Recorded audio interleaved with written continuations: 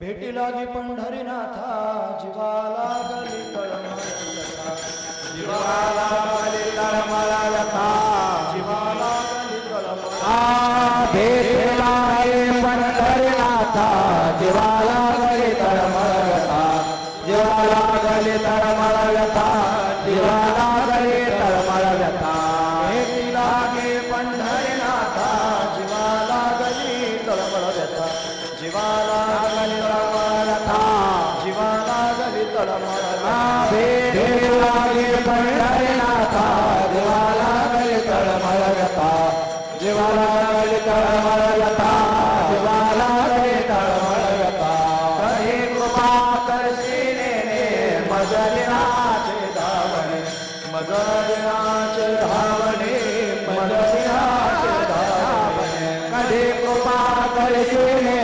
मजलिनाचे धावणे मजलिनाचे धावणे मजलिनाचे धावणे आशिनले माझे मन वाट पाहता लोचना वाट पाहता लोचना वाट पाहता लोचना आशिनले माझे मन वाट पाहता लोचना वाट पाहता लोचना वाट पाहता लोचना कधी कृपा करशी नको मदनाचे धावणे मजलिनाचे धावणे मदनाचे धावणे कधी कृपा करशिने मदनाचे धावणे मदनाचे धावणे मदनाचे धावणे तुका म्हणे भूक तुका म्हणे भूक तुका म्हणे भूक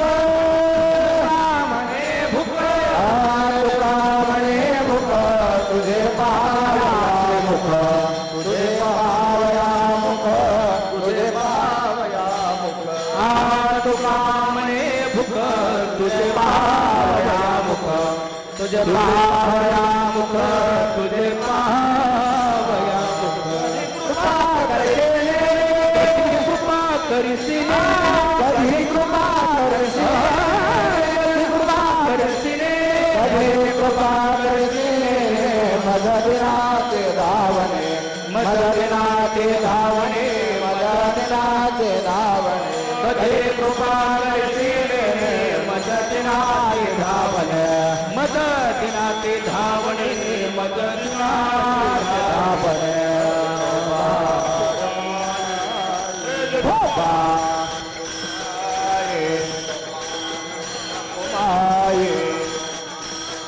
कुमार कुमार भेटी लागे पंढरीनाथा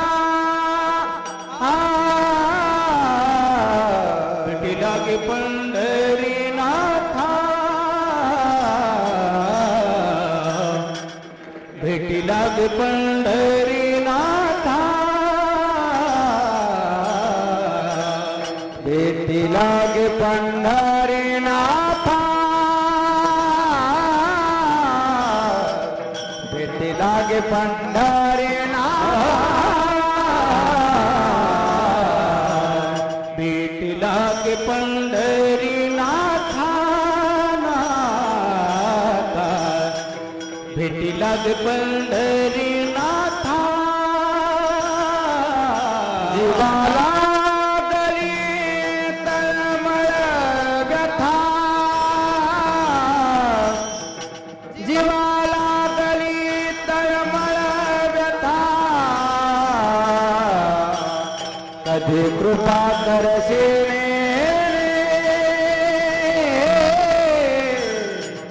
कधी कृपा करशिने जीवाला गली तळमळ व्यथा जीवाला गली तळमळ व्यथा व्यथा व्यथा कधी कृपा करीतीने कधी कृपा करीतीने भेटी लागे पंढरीनाथा भेटी लागे पंढरीनाथा भेटी लागे पंढरीनाथा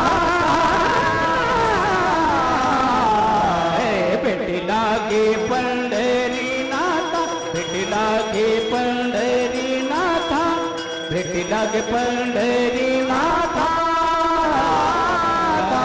जीवाला गली तळमळ व्यथा जीवाला गली तळमळ व्यथा कधी कृपा करशील रे कधी कृपा करशील रे जीवाला किसी तळमळ व्यथा जीवाला गलीचे तळमळ व्यथा व्यथा व्यथा कधी कृपा करशील कधी कृपा करी सीने मददिनाते धावने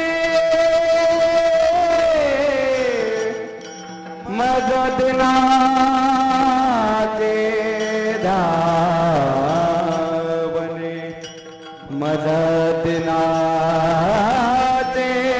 धावने धावने धावने धावने धावने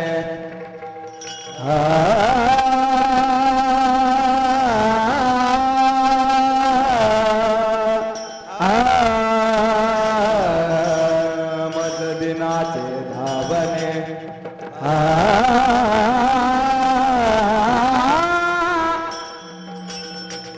मददिनाचे धावने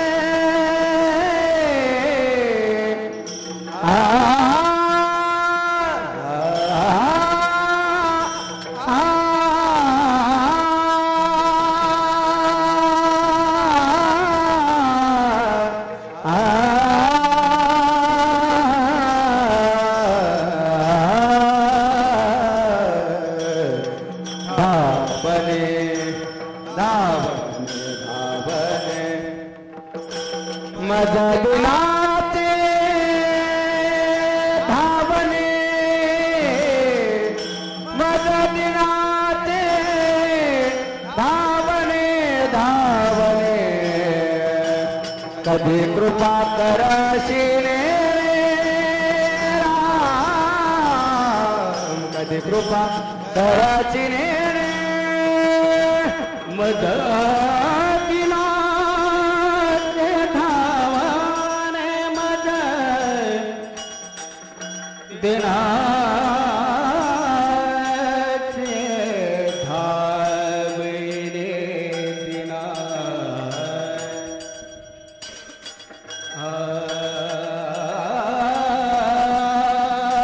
दिनाते धावने रे माय दिनाते धावणे मददिनाते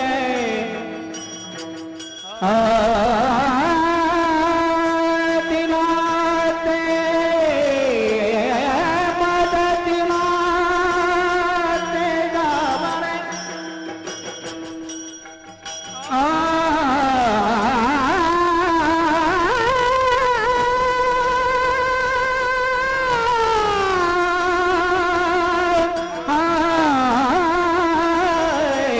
मददिनाते धावणे धावणे मददिनाते धावणे कधी कृपा करशील कधी कृपा करशील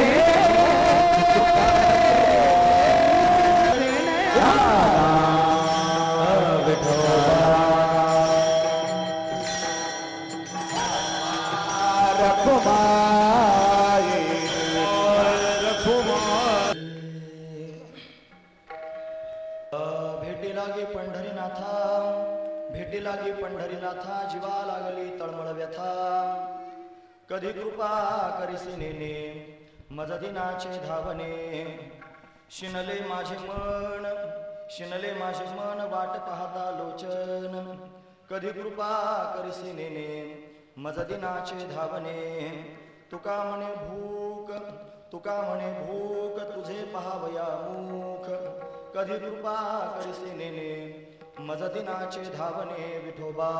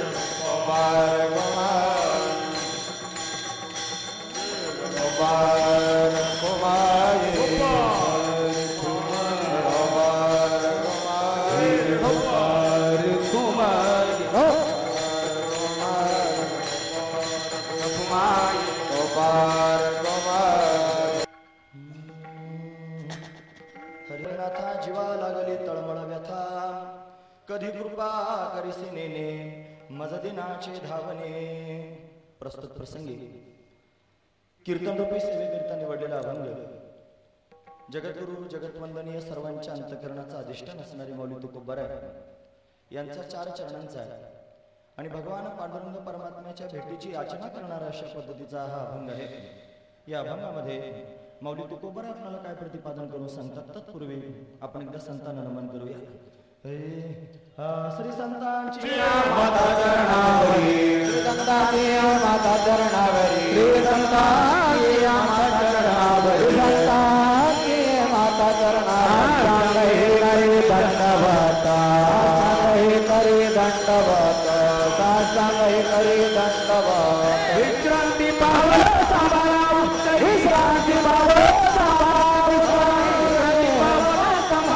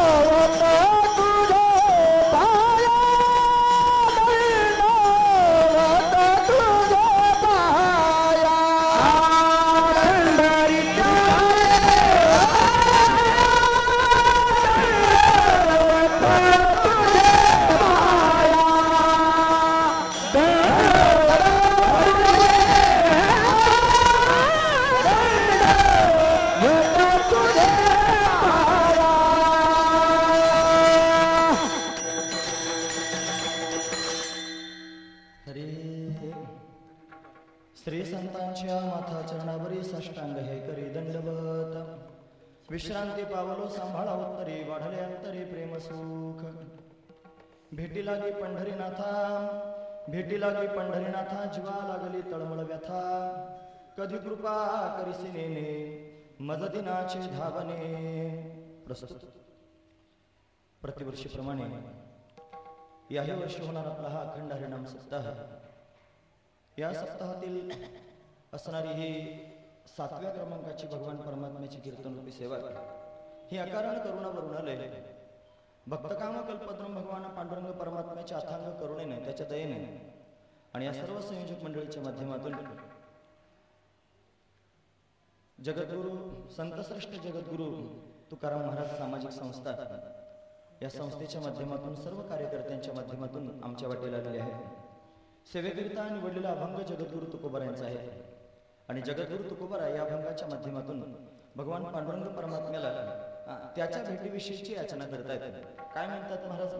आपल्या स्वतःच्या अंतःकरणाची स्थिती भगवंताच्या समोर प्रगट करून दाखवतात. देवा, मला असं वाटतं तू मला भेटावं, आणि तुझ्या भेटीकरिता माझं अंतःकरण ताडकणी तळमळत आहे. भेटी लागे पंढरीनाथा, जीवा लागली तळमळ व्यथा. जीवाला ताडकणी तळमळ लागलेली आहे, माझ्या जीवाला व्यथा त्या ठिकाणी आहे. तू मला का भेटत नाहीस म्हणून मी चिंता तूर त्या ठिकाणी झालो आहे. केव्हा माझ्यावर कृपा करशील, कधी कृपा करशील नेने मी जाणत नाही, पण केव्हा माझ्यावर कृपा करशील. माझं दिनाचे धावणे, मी दिन आहे आणि मी तुझा धावा करतोय. धावा करणं माझं काम आहे, पण भेट देणं मात्र तुझं काम आहे. तू केव्हा कृपा करशील मला काही कळत नाही, पण भेट देवा.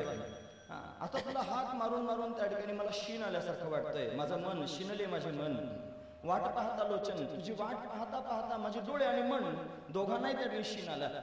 मनानं वाट पाहतोय, मनापासून वाट पाहतोय, मनाला शीन आला आणि डोळे आकुरले तुला पाहण्याकरिता, डोळ्यांना शीन आला. वाटली पाहता शिनले डोळले, दाविसे पावले काही डोळा. केव्हा एकदा भेटशील असं त्या ठिकाणी मला वाटतंय. तू का म्हणे भूक, तुझे पाहावया मुख. देवा, तुझं मुख पाहण्याकरिता मला भूक लागलेली आहे. तू केव्हा एकदा प्रगट होशील आणि माझं समाधान करशील असं मला झालंय. कधी कृपा करीशिने माझं दिनाचे धावणे, माझ्या दिनाचं त्या ठिकाणी हे धावणं केव्हा तू ऐकशील आणि केव्हा माझ्या समोर येऊन त्या ठिकाणी मला भेटशील असं मला झालेलं आहे. जगद्गुरु तुकोबारा आपल्या अंतःकरणातली भूमिका भगवंताच्या समोर त्या ठिकाणी वर्णन करून सांगतायत आणि असा अभंगाचा सरळ अर्थ पाहण्याचा आपण प्रयत्न केला. विठोबा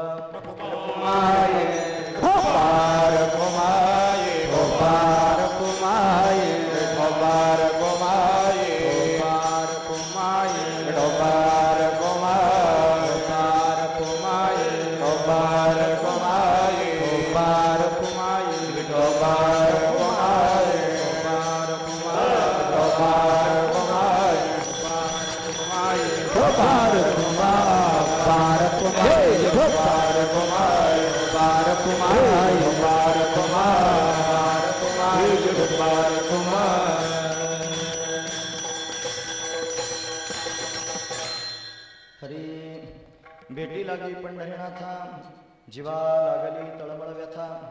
कधी कृपा करिसिने मज दिनाचे धावणे. हे पंढरीनाथ, तुझ्या भेटीकरिता माझा जीव व्याकुळ होतो आहे. जगद्गुरु तुकोबारा भगवंताच्या समोर वर्णन करून सांगतात. वास्तविक पाहता साधू संत म्हणजे आपल्या सर्वांच्या समोर एक प्रकारचं गाईड आहे. ते जसं चाडणी वागतात तसं जर आपण वागलो तर निश्चित परमात्म्यापर्यंत जातो. परमात्मा स्वरूपापर्यंत जाण्याकरिता काय केलं पाहिजे, कसं परमात्म्यापर्यंत गेलं पाहिजे असा प्रश्न जर सर्वांच्या समोर असेल तर अनेक माध्यमातून परमात्म्यापर्यंत जाता येतं. अनेक साधनांच्या माध्यमातून परमात्म्यापर्यंत जाता येतं. पण असं आहे महाराज, अनेक साधनं करण्याकरिता त्या साधनांचं ज्ञान आपल्याला असलं पाहिजे. योग साधना करायची आहे, ज्ञान असलं पाहिजे. कर्मकांड करायचं आहे, ज्ञान असलं पाहिजे. ज्ञानार्जन करायचं आहे, कसं मिळवावं त्याची आधी माहिती असली पाहिजे. या सगळ्याच गोष्टी त्या ठिकाणी आधी जाणाव्या तर मग त्या माध्यमातून परमात्म्यापर्यंत जाता येते. पण आपल्याला जर माहितीच नाही साधन आपण कसं करावं, कोणत्या पद्धतीने त्या ठिकाणी परमात्म्यापर्यंत जावं, कसा परमात्मा भेटेल आणि असा मनुष्य जाण्याकरिता नाही काय करावं, कोणीतरी गाईड असला पाहिजे, कोणीतरी सांगणार असला पाहिजे. मग साधू संत असे आहेत महाराज, जे गाईड आहेत, जे आपल्या समोर त्यांनी क्रिया करून दाखवतात. महाराज वर्णन करून सांगतात, हे तैसे संत जगी क्रिया करून दाविते अंगी, क्रिया करून दाविते अंगे, क्रिया करून दाविते अंगे. तैसे संत जगी क्रिया करून दाविते अंगे, क्रिया करून दाविते अंगे, क्रिया करून दाविते. तैसे संत जगी क्रिया करून दाविते अंगी, क्रिया करून दाविते अंगी, क्रिया करून दाविते अंगी. तैसे संत जगी क्रिया करून दाविते अंगी, क्रिया करून दाविते अंगी, क्रिया करून दाविते अंगी. तैसे संत जगे क्रिया करून दाविते अंगी. तसं संत त्या ठिकाणी महाराज जगे क्रिया करून दाखवतात, स्वतः क्रिया करून जगाच्या समोर मांडतात. आणि मग जग त्या पद्धतीने जर चाललं तर जीवाला त्या ठिकाणी महाराज परमात्म्यापर्यंत जाता येईल. हा त्यातला दिव्य असणारा भाव आहे. म्हणून संतांचं चरित्र लोकांच्या समोर आलं पाहिजे, संतांचं जीवन लोकांच्या समोर आलं पाहिजे. जर संतांना आपण बारकाईने पाहिलं तर आपली हरवलेली वस्तू आपल्याला सापडेल. म्हणून संतांना अभ्यासलं पाहिजे, संतांना त्यांनी जगाच्या समोर आणलं पाहिजे, कोणत्या तरी माध्यमातून संतांना जगाला त्यांनी दाखवलं पाहिजे. संत असे आहेत, त्यांचं जीवन असं आहे आणि ते जीवन आपल्याला त्या ठिकाणी परमात्मा स्वरूपापर्यंत घेऊन जाऊ शकतं.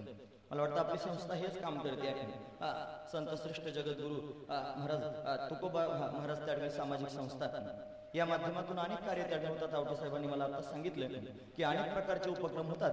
त्याच्यामध्ये त्या ठिकाणी हा सप्ताह सुद्धा एक दिव्य असणारा उपक्रम आहे. सप्ताह पद्धती वारकरी संप्रदायातली श्रेष्ठ असणारी पद्धती आहे आणि या माध्यमातून त्या ठिकाणी आपण परमात्म्यापर्यंत जाण्याकरिता कार्यरत आहोत, प्रयत्नशील आहोत. मग काय करावं या माध्यमातून? संतांनी ज्या पद्धतीने परमात्म्यापर्यंत जाण्याचा विचार केला आणि त्याच पद्धतीने आपण जाण्याचा प्रयत्न करावा. मग संत त्या ठिकाणी आपल्याला मार्ग दाखवून गेलेले आहेत आणि त्याच मार्गाने जर आपण चाललो तर निश्चित त्या ठिकाणी महाराज परमपदापर्यंत जाते. निळोबाला वर्णन करून सांगतात, येण्याची पंथे चालू जाता पडे गुंता, कुठे काही कोणत्याही प्रकारचा गुंता पडणार नाही, तिथपर्यंत निश्चित जाता येईल. मौलिक ज्ञानोबरांची गोवी सांगतो, ते म्हणतात हरपले आपण आपे पावे, ते या संताचे पाहता दिवसावे, म्हणून ऐकावे वाणावे तेची सदा. म्हणजे आपलं हरवलेलं आहे आणि ते आपण त्या ठिकाणी सापडायचं जर असेल, आपल्याला मिळायचं असेल, काय करावं लागेल? ते या संता ते पाहता दिवसावे, संतांकडे पाहावं आणि संतांकडे पाहिले की ते आपल्याला सापडेल. म्हणून संतांचं त्या ठिकाणी महाराज आदर्श आपल्या डोळ्यासमोर ठेवून आपण जगायला सुरुवात केली पाहिजे. प्रत्येक मनुष्य जगतो आहे आणि जगत असताना प्रत्येकाच्या डोळ्यासमोर एक टार्गेट आहे, तो कोणाला तरी पाहून जगतो आहे, कोणाकडे तरी पाहून जगतो आहे. गुरुजी म्हणायचे, गुरुजी म्हणजे वैकुंठवासी रंगनाथ महाराज परभणी, तुम्ही ऐकतात ना सर्वजण, लक्षपूर्वक ऐका. गुरुजी म्हणायचे त्या ठिकाणी संसारी माणसानं खाली पाहून जगावं आणि पारमार्थिक माणसानं वर पाहून जगावं. हे वर काय आणि खाली काय लोकांना समजत नव्हतं. म्हणजे खाली पाहावं वर पाहावं, खाली पाहणं म्हणजे काय आणि वर पाहणं म्हणजे काय. संसारी माणसानं खाली पाहून त्या ठिकाणी जगावं याचा अर्थ एवढाच होतो की आपण ज्या कंडिशन मध्ये आहोत, संसाराच्या आपण ज्या स्थितीमध्ये आहोत, याच्यापेक्षाही दुर्बल त्या ठिकाणी घटक समाजामध्ये आहे. आपण स्वतःच्या घरात राहतो, काही लोकांना ते घरही राहण्याचं नाही, त्यांच्यापेक्षा आपण बरे. आपण त्या ठिकाणी रोज पोटभर त्या ठिकाणी 2 वेळेला जेवण करतो, गुन्ह्या गोविंदानं त्या ठिकाणी नांदतो आहोत, त्याच्यापेक्षा दयनीय अवस्था समाजात पाहायला मिळते. लोकांना 2 वेळेचं जेवण सुद्धा मिळत नाही, त्यांच्या हातावरचं पोट असतं. आपण त्यांच्यापेक्षा बरे असं म्हणून समाधानी राहावं. जर संसारी माणूस वर पाहिल, तुम्ही ऐकतात ना सर्वजण, जर संसारी माणसानं वर पाहिलं तर त्याचं जगणंच कठीण होऊन जातं महाराज. तो जर त्या ठिकाणी छोट्याशा घरामध्ये राहत असेल आणि शेजारचा जर बंगला असेल, तो याच्यापेक्षा त्या ठिकाणी श्रीमंत आहे, त्याच्याकडे पाहून जर हा जगू लागला तर याला स्वतःच जीवन जगता येणार नाही. तो सारखा त्याच्याकडे पाहत राहील, त्याचं चांगलं झालंय माझं झालं पाहिजे, त्याचं चांगलं झालंय माझं झालं पाहिजे. त्याच्याकडे पाहून जगणारा मनुष्य तो असमाधानी आहे. म्हणून संसारी माणसानं कधी वरच्या लोकांकडे पाहायचं नाही. आपलं समाधान जर टिकून ठेवायचं असेल तर आपण त्या ठिकाणी, लोक म्हणतात साधू संतांनी सगळ्या समाजाला बुरसट करून टाकलं. बुरसट नाही गेलं, अरे खरं समाधान सांगितलं. समाधान कशात आहे? नाहीतर उत्कर्ष करावा, पण त्या गोष्टीत करावा जी गोष्ट कायमस्वरूपी टिकणारी आहे. मला तुम्ही सांगा, आपण जेवढ्या गोष्टी मिळवतो त्याच्यामधलं काय कायमस्वरूपी टिकणार आहे? कोणती अशी गोष्ट आहे मला दाखवा जी चिरकाल टिकणारी आहे? नाही महाराज, काही जगातलं चिरकाल टिकत नाही. म्हणून आपण त्या ठिकाणी जगातलं काय मिळवण्याचा प्रयत्न करत असू तर आपण खऱ्या अर्थाने शहाणपण करत नाही, तो आपला वेडेपण आहे. इथलं सगळंच त्या ठिकाणी जाणार आहे महाराज. तुकोबाने सल्ला देतात सगळ्या लोकांना, ते म्हणतात अरे बाबांनो, असं का काही करत नाही ज्याचा पुढे नाश होणार नाही. हे असे का होणार काही, ऐसे का होणार करा काही, ऐसे का होणार करा काही,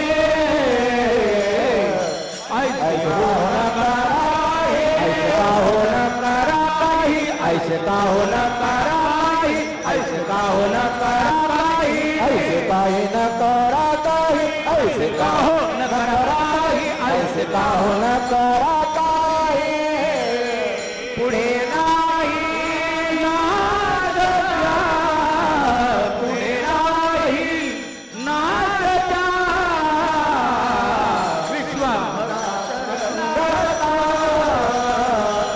विश्वाभरा शरणागत, पुढे नाही नाद, पुढे नाही नाद.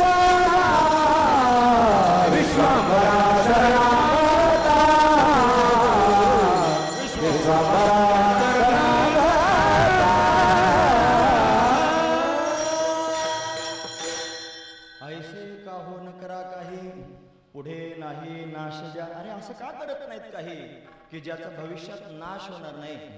असं काय आपण करतो आहोत की जे अविनाश आहे? नाही महाराज, जगातलं काही मिळवण्यासारखं नाही आणि ते अविनाश नाही, ते सगळंचे सगळं त्या ठिकाणी नाशवान आहे. अविनाश एकच आहे माझा भगवान.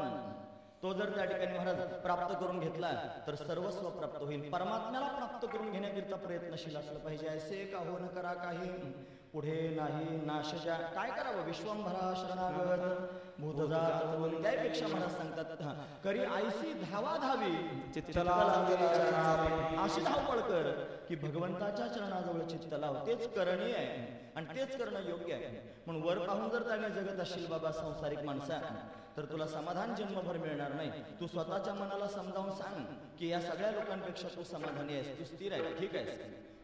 पारमार्थिक माणसानं मात्र खाली पाहून जगू नये. पारमार्थिक माणसानं खाली पाहू नये. पारमार्थिक माणसानं वर पाहायचं.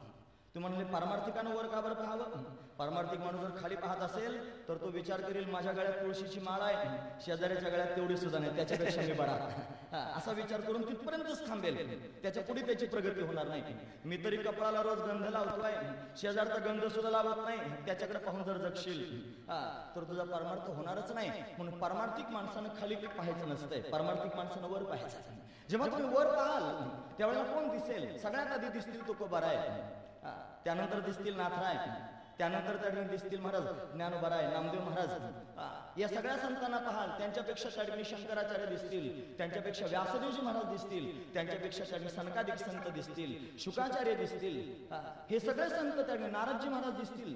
आणि या सगळ्या संतांकडे तुम्ही त्या ठिकाणी वरती पाहाल, मग आपल्याला कळेल आपली योग्यता.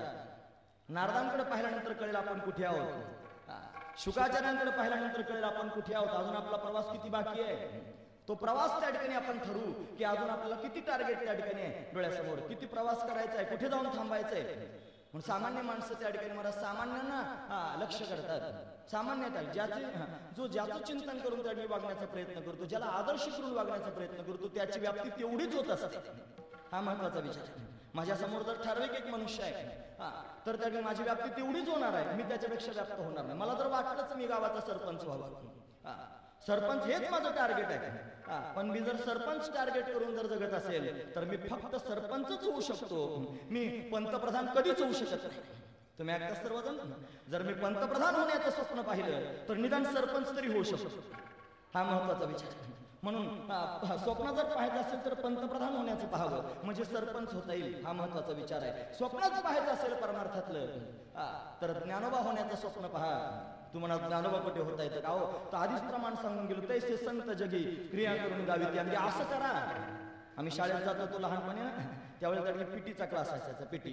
मग ते त्या ठिकाणी एक गाईड असायचा समोर स्टेजवर उभा, सगळे मुलं खाली असायचे. मग तो असं करायचा, मग असं करायचा, असं करायचा, परत असं करायचा. हा त्याचा कार्यक्रम सुरूच होता. मग त्याचं पाहून खालच्या लोकांनी करायचं, सगळ्या विद्यार्थ्यांनी असं करायचं, त्याच्या सारखं करायचं, म्हणजे त्याच्यासारखं त्या ठिकाणी तंतोतंत वागायचं. हा महत्वाचा विचार. ज्ञानोबारांकडे पाहून जर जगण्याचा प्रयत्न कराल, ज्ञानोबा होता येईल. स्वतःला कमी समजू नका. तुकोबारांकडे पाहण्याचा प्रयत्न कराल आणि त्यांच्याकडे पाहून जर जगण्याचा प्रयत्न कराल तर तुकोबा होता येईल. हे सांगण्याकरिताच ते आले. त्यांना आपल्या समोर जगण्याचं काही कारण नव्हतं, त्यांना एवढे कष्ट सहन करण्याचं काही कारण नव्हतं. एवढे कष्ट सहन करून आपल्या समोर त्यांनी वागले, सगळं जीवन आपल्या समोर व्यतीत केलं. का? त्याने सांगितलं, अरे एवढ्या कष्टातून सुद्धा तुला त्या सच्चिदानंद पदवी घेता येईल. आयुष्याच्या साधने, आयुष्याच्या साधने, साधने, आयुष्याच्या साधने, आयुष्याच्या साधने, पदवी घेणे, सच्चिदानंद पदवी घेणे, धन्य आम्ही जन्मालो, धन्य आम्ही जन्मालो, सच्चिदानंद पदवी घे, सच्चिदानंद पदवी घे,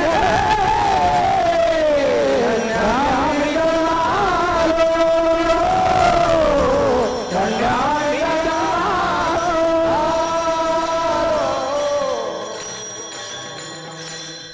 आयुष्याच्या साधने सच्चिदानंद पदवी घेणे, एवढा अधिकार नारायणी कृपावलोकनी दिधला. या आयुष्याच्या साधनानं सच्चिदानंद होता येतं. हा महत्वाचा विचार आहे. म्हणून टार्गेट जर करायचं असेल तर सच्चिदानंद होण्याचं करा. आदर्श जर ठरवायचा असेल तर ज्ञानोबा तुकोबारायांना आदर्श ठरवा, जीवन मंगलमय होईल. कोणालाही आदर्श ठरवू नका. एखाद्या कीर्तनकार महाराजाला आमच्यासारख्या जर डोळ्यासमोर ठेवाल तर आमची जेवढी व्याप्ती तेवढीच तुमची व्याप्ती होईल. तुम्ही ऐकता सर्वजण. पण ज्ञानोबारायांना जर आदर्श कराल तर ज्ञानोबारायांची जेवढी व्याप्ती तेवढी व्याप्ती होईल. सारखं चिंतन त्यांच्यासारखं कराल, सारखं तुकोबारायांसारखं चिंतन कराल. मी एक वारकरी आहे आणि वारकऱ्याने काय चिंतन करावं, वारकऱ्याने कोणाकडे पाहून प्रवास करावा, वारकऱ्याने ज्ञानोबारायांकडे पाहावं आणि वारकऱ्याने तुकोबारायांकडे पाहावं. एक या ठिकाणी पाया भरणी करणारे आहेत आणि एक कलशस्थानी शोभणारे आहेत. ब्रीद आहे वारकऱ्याचं. भगवंताच्या समोर जरी गेले तरी पण त्या मुखातून एकच शब्द असतो, हे ज्ञानोबा तुकाराम, ज्ञानोबा तुकाराम, ज्ञानोबा तुकाराम, ज्ञानोबा तुकाराम, ज्ञानोबा तुकाराम, ज्ञानोबा तुकाराम, ज्ञानोबा तुकाराम,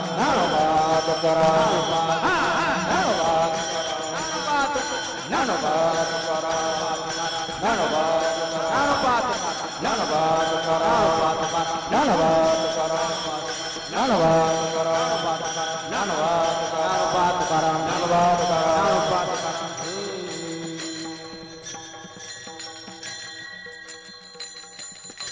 वारकरी ज्ञानोबा तुकाराम म्हणून प्रवास करतो. सगळ्या जगालाही सांगतो ज्ञानोबा तुकोबारायांसारखा जातोय आणि देवालाही सांगतो ज्ञानोबा तुकोबारायांचं चिंतन करत आलोय. वेगळं काही सांगायची गरज नाही. त्यांच्यासारखं ताडकीन होण्याचा प्रयत्न करतोय, त्यांच्या मार्गावर चालतोय. का बरं? अरे ते तुझ्यापर्यंत आले देवा, ते तुला भेटले देवा. त्याच्यापेक्षा महत्वाचा मुद्दा, तू त्यांना भेटलास. भक्त देवाला भेटायला जाईल याच्यात काही नवल नाही. नवल तर हे आहे की देव भक्ताला भेटायला येतो, हा महत्वाचा विचार. देव भक्ताला भेटायला येत असतो. देव भक्ताच्या पोटामध्ये भगवंताच्या दर्शनाची व्याकुळता निर्माण होते, याच्यात काही नवल नाही. हे काही नवलाचं नाही. नवलाचं हे आहे की परमात्म्याला भक्ताला भेटायला जावं असं वाटतं. माझा भक्त त्या मी केव्हा पाहिन असं त्याला होतं. त्याचं अंतकरण व्याकुळ होतं, केव्हा एकदा माझ्या भक्ताला भेटेन ही अवस्था. ज्ञानोबा तुकोबाच का म्हणायचं? त्याचं कारण भगवंताला वाटतंय की यांना भेटावं. भगवान त्यांना भेटण्याकरिता जातो, भगवान त्यांचं दर्शन करण्याकरिता जातो, हा महत्वाचा विचार. तुम्हाला माहिती आहे भागवतामध्ये ध्रुवाचा प्रसंग पाहायला मिळतो. ध्रुव प्रसंग, ध्रुवाचं चरित्र ज्या वेळेला पाहिलं जातं आणि त्यावेळेला त्या ठिकाणी महाराज ध्रुवानं 6 महिन्याची तपश्चर्या केली. एका पायावर उभं राहून पहिल्या महिन्यामध्ये त्यानं त्या ठिकाणी महाराज दर 12 दिवसातून एकदा त्या ठिकाणी कंदमुळं फळं खावेत. मग अजून त्या ठिकाणी महाराज कमी कमी त्याची जी खाण्याची पद्धत आहे ती कमी कमी मग पालापाचोळा खाल्ला, त्यानंतर पाणी पिऊन राहिला, नंतर फक्त श्वास घेऊन तपश्चर्या करू लागला. 6च महिने तपश्चर्या केली. एका पायावर उभं राहून तपश्चर्या केली. अनंत कोटी ब्रह्मांडाचा नायक असणारा माझा भगवान त्या भगवंताचं ध्यान करू लागला हृदयामध्ये आणि तो ध्यान करतोय. आणि त्यावेळेला त्या ठिकाणी महाराज तल्लीनता निर्माण झाली, त्याची समाधी लागली, ध्रुवाची समाधी लागली. पृथ्वीला एवढा भार झाला, त्यानं प्राण त्या ठिकाणी आकृष्ट करून घेतला. जित्त श्वास नावाची अवस्था त्याला प्राप्त झाली. सगळीकडचा प्राणवायू थांबला, सर्व सृष्टीचक्र बिघडू लागलं. देवदेवतांना चिंता वाटू लागली, देवा हे काय होत आहे काय कळत नाही. भगवान हसले म्हणे माझ्या भक्ताचा चमत्कार आहे, त्यानं श्वास रोखून धरलाय म्हणून त्या ठिकाणी सृष्टीतला प्राणवायू थांबलाय. भगवती पृथ्वी भगवंताची पत्नी आहे आणि ती त्या ठिकाणी हात जोडून भगवंताची विनवणी करू लागली, देवा मला कळालंय की हे सृष्टीचक्र का बंद पडत आहे. ध्रुवाची तपश्चर्या आहे म्हणून मी तुम्हाला विनंती करते. त्या ध्रुवानं एवढी त्या ठिकाणी तपश्चर्या केलेली आहे की त्या तपश्चर्याचा भार आता मला सहन होत नाही, त्याचं ओझं मला झालंय. माझी विनंती आहे देवा, तुम्ही लवकरात लवकर ध्रुवाला भेट देण्याकरिता जा, तुम्ही ध्रुवाला दर्शन देण्याकरिता जा. कोण म्हणताय? पृथ्वी म्हणते. कोणाला म्हणते? भगवंताला म्हणते. लवकर जा, माझ्या ध्रुवाला दर्शन देण्याकरिता तुम्ही जा. भगवान हसले आणि हसून पृथ्वीला सांगू लागले, पृथ्वी ऐक, मला ध्रुवाच्या समोर जायचंय, मी ध्रुवाला भेटणार आहे, मी ध्रुवाच्या समोर जाणार आहे, पण त्याला दर्शन देण्याकरिता नाही, मग मी ध्रुवाचं दर्शन घेण्याकरिता जाणार आहे. हा मोठा मुद्दा आहे महाराज, ही विलक्षण आहे. ध्रुवाचं दर्शन घेण्याकरिता परमात्मा आला. त्याच्या समोर प्रत्यक्ष त्या ठिकाणी उभा राहिला. ध्रुवाला बोलता येत नव्हतं. ध्रुवाला स्तवन करायचंय भगवंताचं. भगवंतानं हातातला शंख त्या ठिकाणी घेतला, ध्रुवाच्या गालाला लावला आणि ध्रुवाच्या मुखातून वेद काय स्तुती करेल अशी स्तुती बाहेर येऊ लागली. हे योंत प्रविश्य मम वाचमिमां प्रसुप्तां संजीवयत्यखिल शक्तिधर स्वधाम्नां अन्य सहस्रचरण श्रवणत्वगादीन् प्राणान्नमो भगवते पुरुषाय तुभ्यं. ध्रुवाच्या मुखातून शब्द बाहेर पडू लागले आणि भगवान प्रसन्न झाले. भगवंताच्या हातामध्ये शंख आहे, चक्र आहे, गदा आहे, पद्म आहे. या आयुधांनी त्या ठिकाणी भगवान सज्ज दिसतोय. फार सुंदर असणारा माझा भगवान प्रत्यक्ष उभा राहिला. हातामध्ये सुदर्शन चक्र आहे, दैत्यांचा निपात करण्याकरिता. कौमुदी गदा आहे, दुष्टांचा चेंदा करण्याकरिता. शंख आहे, वैराचं शरीर आहे. पांचजन्य शंख वाजवलं की शत्रूचं हृदय कंपायमान होतं. हे शंखाचं महत्व आहे. त्याच्या हातातलं जे फूल आहे ना कमळाचं, कोणीतरी प्रश्न विचारला, देवा हे फूल का बरं हातात घेऊन फिरतोयस, तू भोगी आहेस का? भोगामध्ये त्या ठिकाणी 8 प्रकार आहेत ना. हे सुगंधम वनिता वस्त्रम गीतम तांबूल भोजनम शय्याच कुसुमम चैव भोगाष्टकमुदाहृतम. 8 प्रकारचे भोग आहेत. त्याच्यामध्ये सुमन, सुमन म्हणजे फूल. हे फूल त्या ठिकाणी भोगात मोडतं. तू कमळाचं फूल हातात घेऊन फिरतोस देवा, तू भोगी आहेस का? तुला भोग भोगायला आवडतात का? नाही. भगवंतानं सांगितलं चुकीचा समज आहे तुमचा. मी सतत हातामध्ये कमळाचं फूल घेऊन फिरतो, हे त्या ठिकाणी भोग म्हणून नाही, सुगंध घेण्याकरिता नाही. मग मला माहिती आहे अखिल विश्वामध्ये त्या ठिकाणी माझे भक्त कुठे कुठे माझी भक्ती करत आहेत. कान्याकोपऱ्यात बसून डोंगर दऱ्यांमध्ये जाऊन त्या ठिकाणी माझ्याकरिता तपश्चर्या करत आहेत. कोणत्याही वेळेला त्यांची तपश्चर्या पूर्ण झाली की मला त्यांच्या समोर जावं लागेल, त्यांच्या दर्शनाकरिता, त्यांचं पूजनाकरिता. मग एकाएकी जर भक्ताच्या समोर मला जाण्याचा प्रसंग आला आणि त्या भक्ताची पूजा जर करायची ठरली, कशाने करीन पूजा? काय सामग्री, कुठून आणीन सामग्री? म्हणून ऐन वेळेला त्या ठिकाणी दुसरीकडून सामग्री आणण्याची वेळ येऊ नये म्हणून कमळाचं फुल हातात ठेवले. माझ्या भक्ताच्या समोर मी गेलो की काही करत नाही, माझ्या हातातलं कमळाचं फुल माझ्या भक्ताच्या मस्तकावर वाहतो आणि भक्ताची पूजा करतो. अनंत कोटी ब्रह्मांडाचा नायक असणारा माझा भगवान भक्तांची पूजा करतो आणि भक्तांना पाहण्याकरिता ललायत येतो. दोवरी दोन्ही भुजालो घेऊन अलिंगावयाचे अंग. अरे 2 हात कमी वाटतात, पण 4 हात घेऊन येतो आणि भक्तांना भेटतो, त्यांना आलिंगन देतो. हा भगवंताचा स्वभाव आहे. भगवान व्याकुळ होतो तेव्हा भक्ताला भेटत असतो. तुम्ही ऐकता सर्वजण. बऱ्याच वेळेला लोकांचा एक समज आहे अंतकरणातला की आपल्या अंतकरणामध्ये व्याकुळता निर्माण झाली की भगवान आपल्याला भेटत असतो.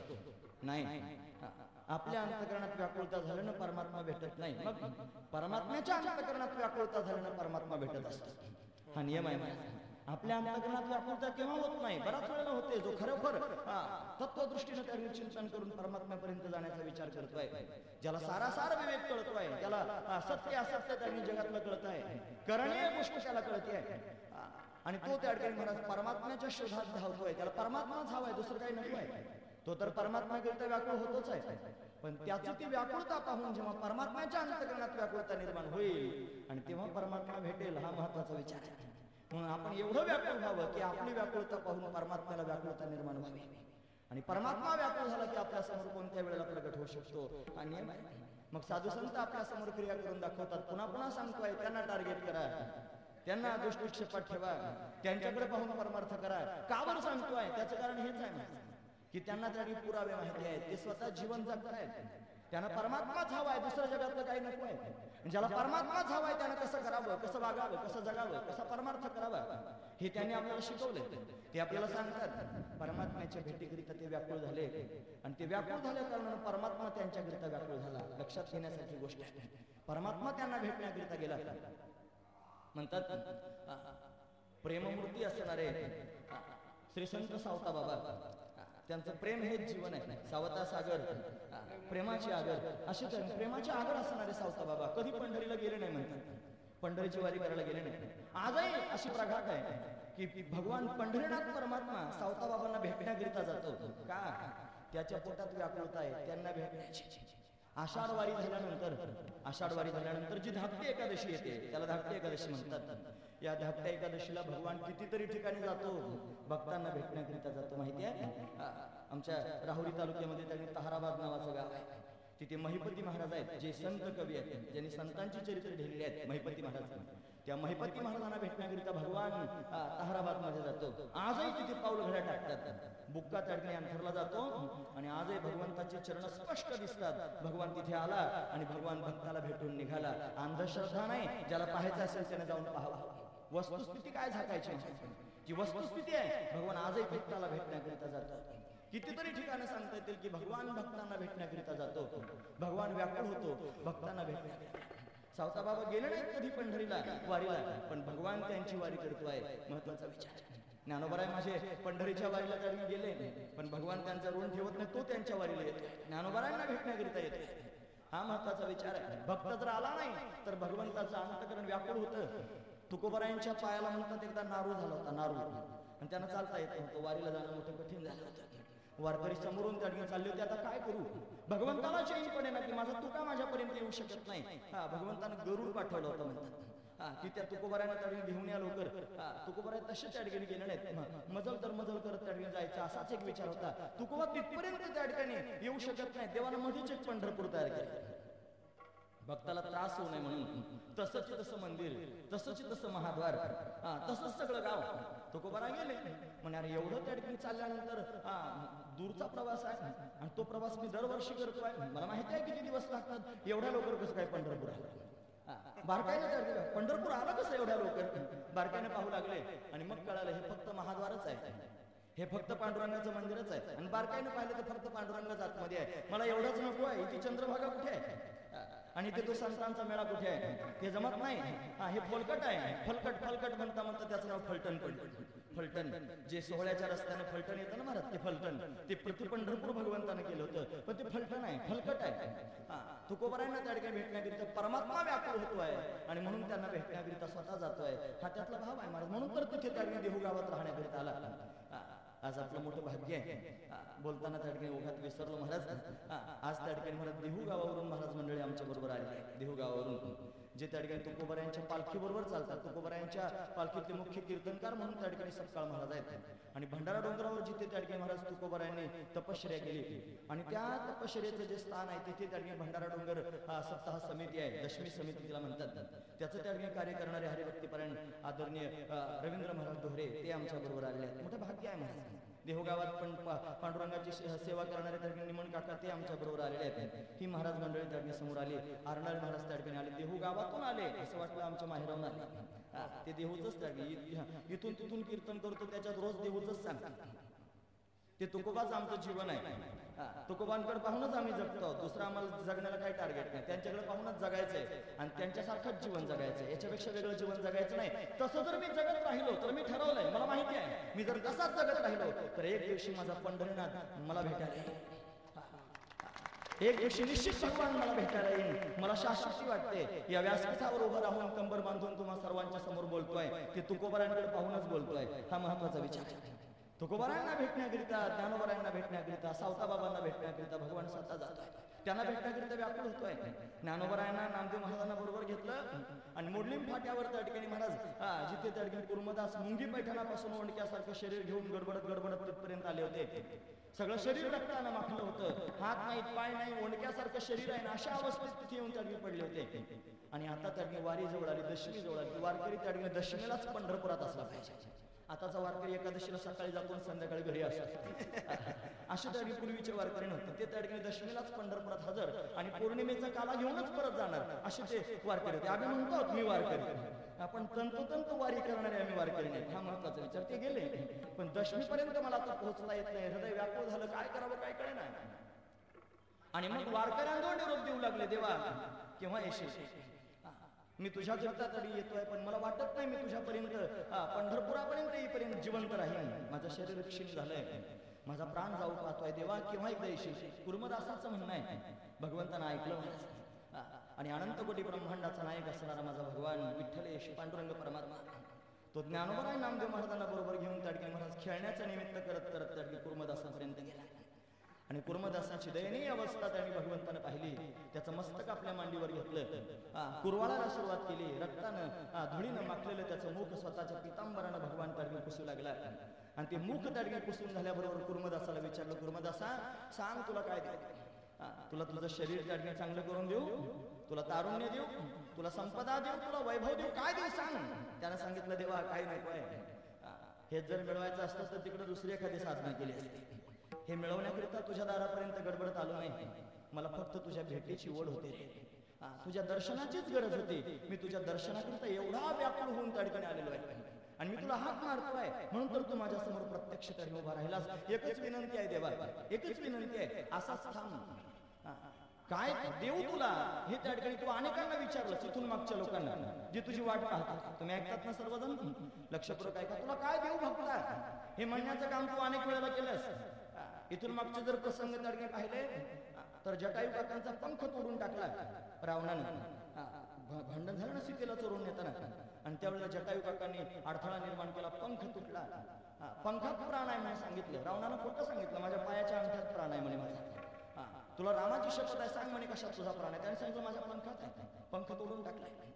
प्रभू रामचंद्र सीतेचा शोध घेत घेत रस्त्याने जात असताना कानावर शब्द येऊ लागले, राम राम राम राम. शब्द ऐकले आणि घाईघाईनं माझा राघव जटायू काकांच्या जवळ गेला. अरे काका तुम्ही? ओळख होती महाराज जुनी, कारण जटायू हे त्या ठिकाणी दशरथाचे मित्र आहेत म्हणून त्यांना काका म्हणत होते भगवान. जटायू काका मरणासन्न अवस्थेत आहेत.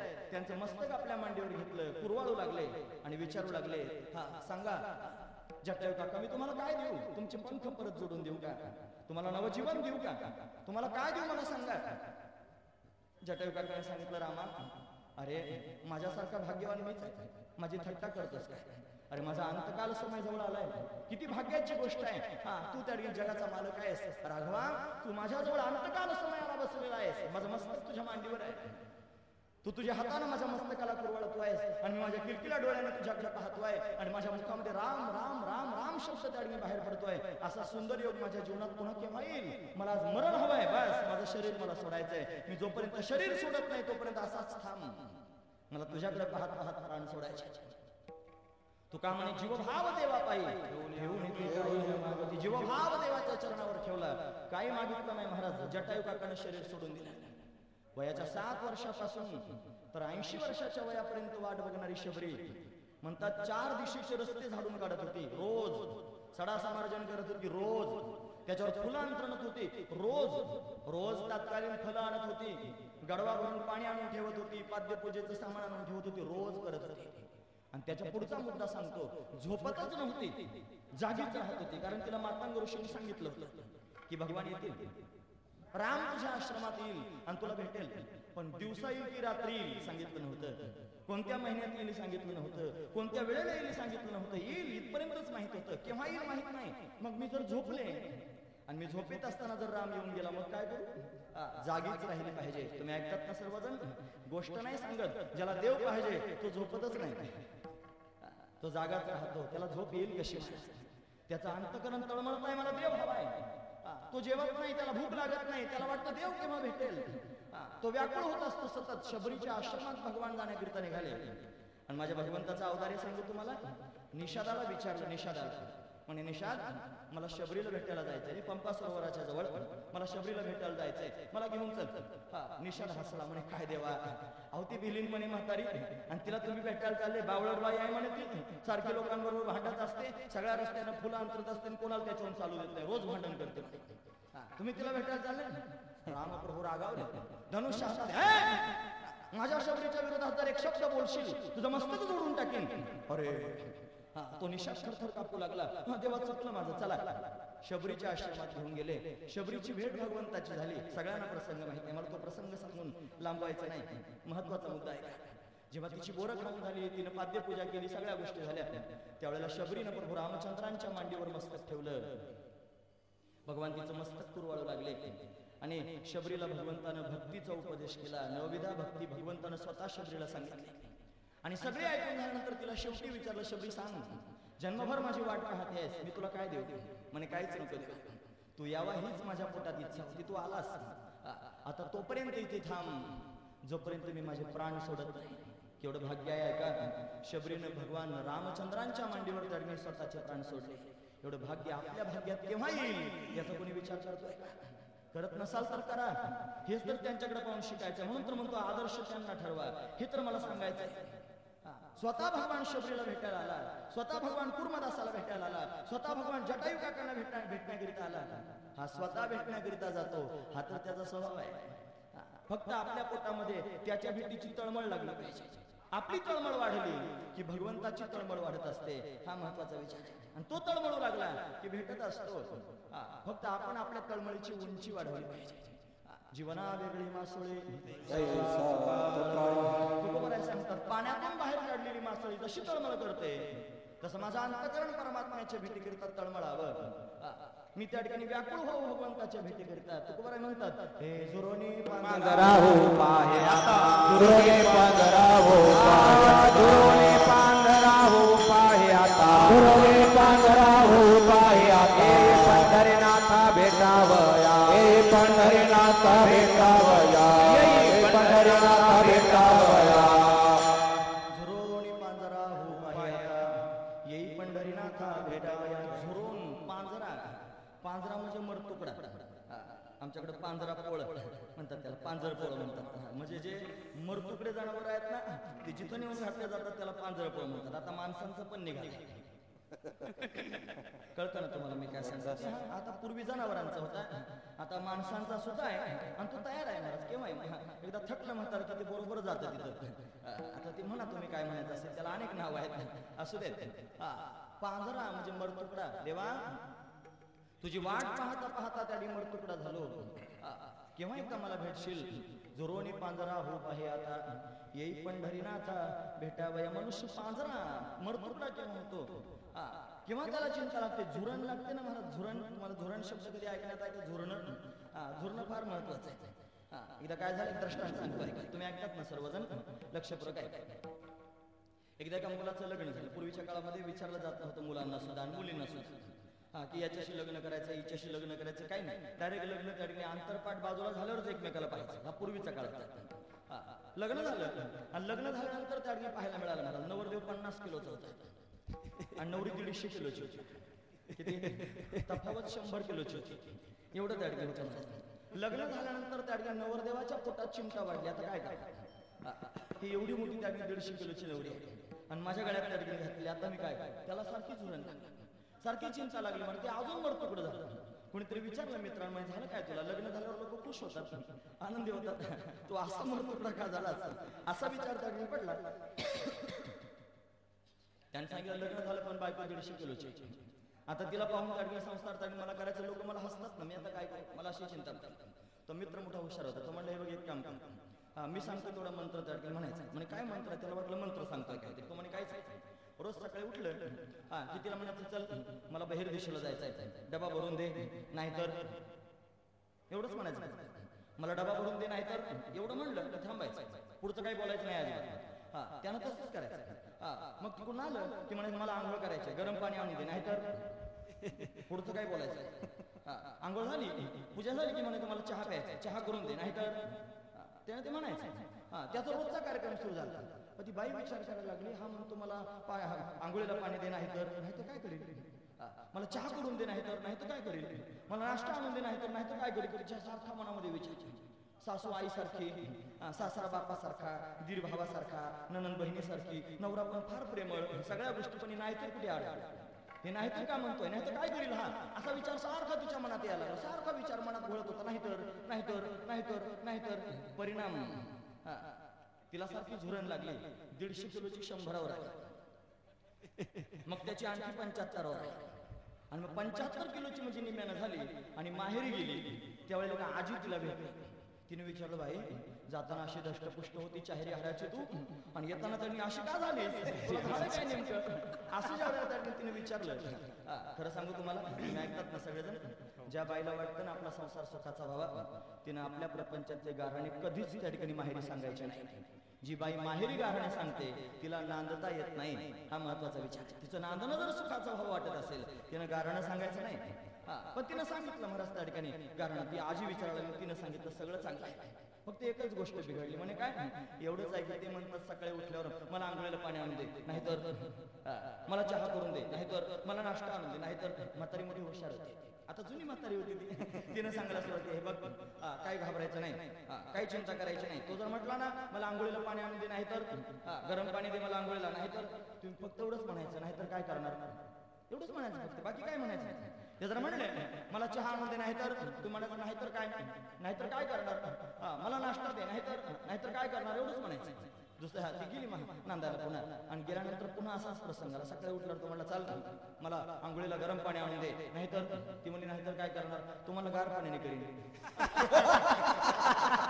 सरळ गोष्ट आहे. मला चहा आणून द्यायला गेला, नाहीतर म्हणे नाहीतर काय करणार, हॉटेलात जाऊन पिन म्हटलं, दुसरं काय करणार. तुम्ही ऐकता सर्वजण, त्या नाहीतरला काहीच किंमत नव्हती, पण त्या नाहीतरने तिला अर्ध करून टाकलं. काय लागलं तिला, झुरण लागली, झुरती आहे, नाहीतर काय होईल, नाहीतर काय होईल, नाहीतर काय होईल. झालं तिचं ऐकून तुमचं सगळ्यांचं. आता मला सांगा, माणसाचं शरीर कशाकरता मिळालं? परमात्म्याच्या भेटी करता, परमात्म्याच्या दर्शनाकरता. आणि जर माणसाच्या शरीरात आल्यानंतर परमात्मा भेटला नाही तर काय होईल? नाही तर जन्म व्हायला जाईल, गाढव पुत्रा व्हावं लागेल, खंतीत येणं करा. जर परमात्मा भेटला नाही तर काय होईल? जन्म व्हायला जाईल.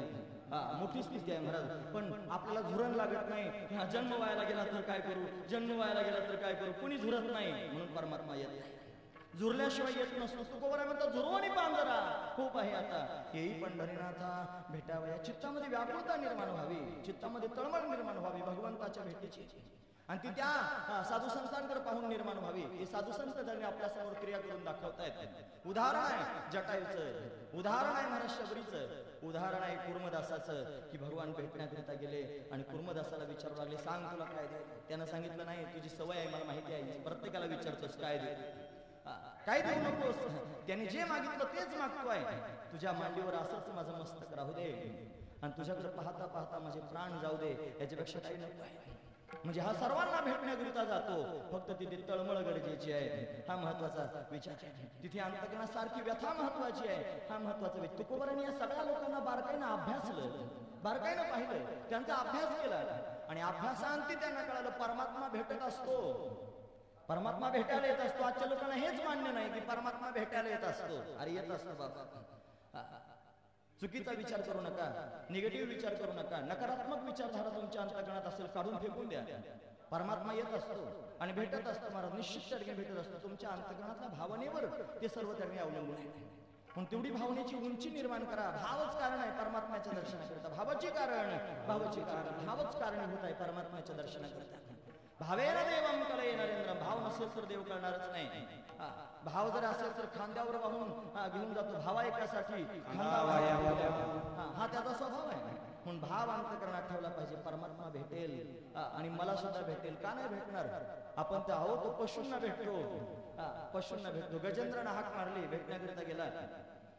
हा त्या ठिकाणी सर्वांना भेटतो. हा जटायू पक्षी आहे, त्याला जाऊन भेटला. हा अनेकांना भेटतो. जर पशु पक्ष्यांना भेटतो तर आपल्याला काय भेटणार नाही? आपल्याला भेटेल, फक्त भेटेल हा विश्वास अंतःकरणात असला पाहिजे. त्या विश्वासानं त्याला हात मारली पाहिजे.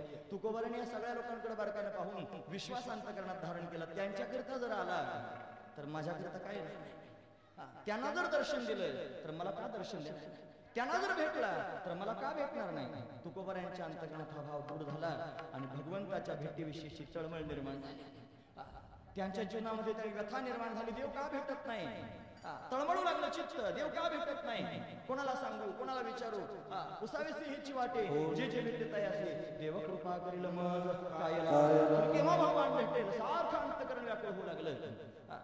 मग याला त्याला विचारण्यापेक्षा भगवंताच्या समोर काकुळतीने विनवणी करू लागले, देवा तू भेटावास असं वाटतं, पण माझे सगळे त्या ठिकाणी इलाज खुंटले.